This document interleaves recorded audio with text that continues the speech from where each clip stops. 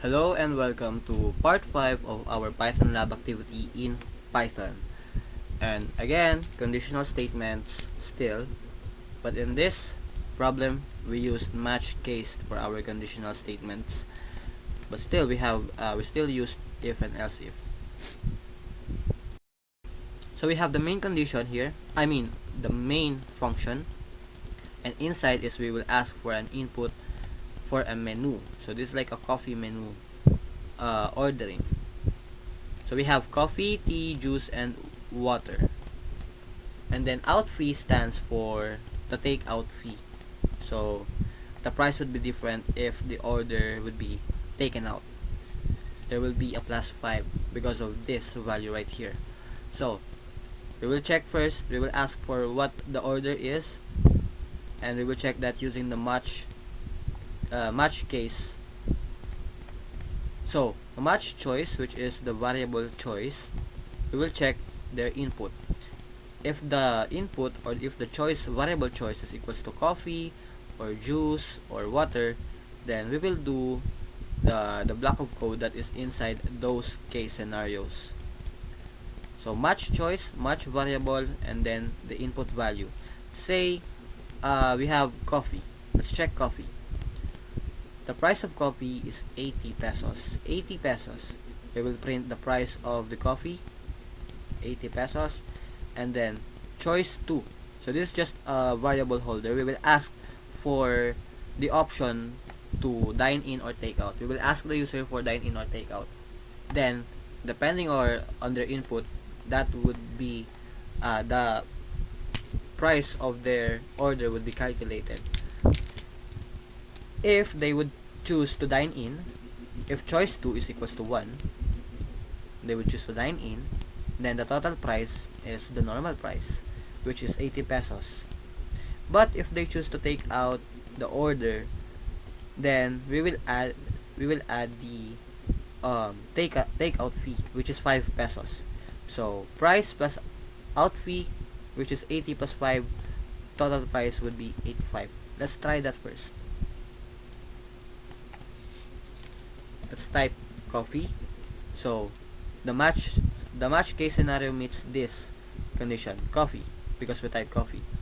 Then we print the price, and then we will be asked if it's dine in or take out. Let's try dine in. Total 80. So the price of the coffee was the default 80 pesos because we choose dine in. But if we choose take out,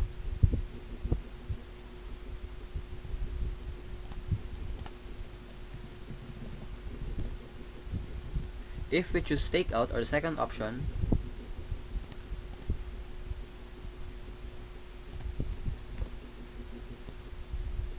then the total fee would be different because we have a takeout fee, which is 5.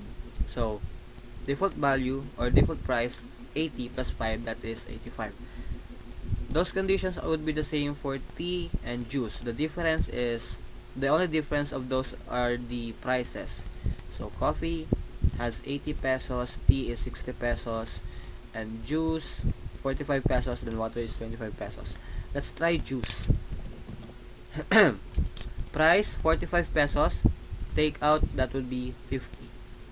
Let's try water. Dine in 25 pesos. And that's it. Let's move forward to the next system that we have.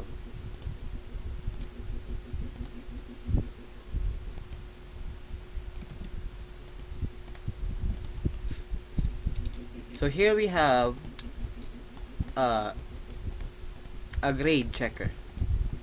So we will just check again using match case scenario here. We will check if the grade is A, B, C, D, or F. So if the input is A, we will print excellent. If B, very good. C, good. D, fair. So all these conditional statements use match case scenario, where we will check for the variable and whether the variable meets any of the case scenarios here, then we will print out, or we will execute the block of code that is under it. So just like here, we will check the variable letter, much letter, because that's the variable declaration that we did here, B. And because we type B, we meet this condition here, case scenario B, and then we will execute this code, which is print very good.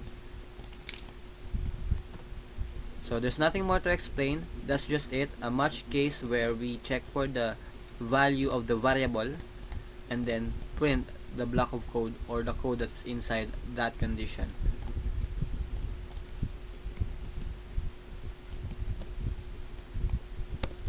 Same thing here, we still have match case scenario, but this time this is a currency generator, currency converter, I mean.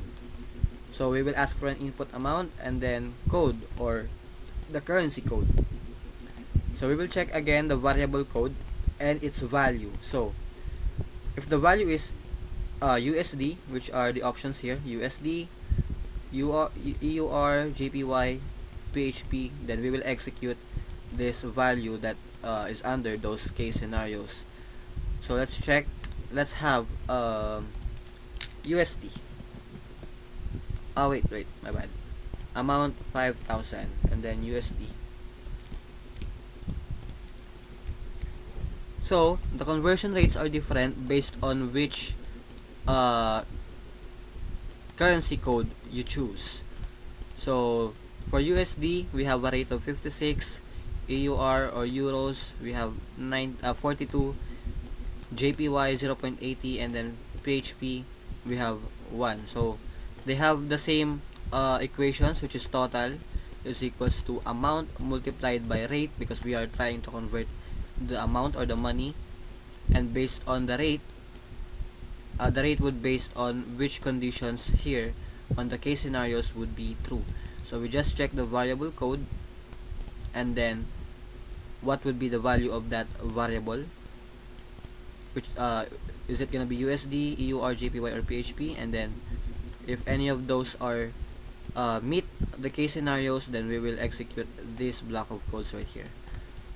So that's simply it, and that ends the Python lab activity. See you on the next activities.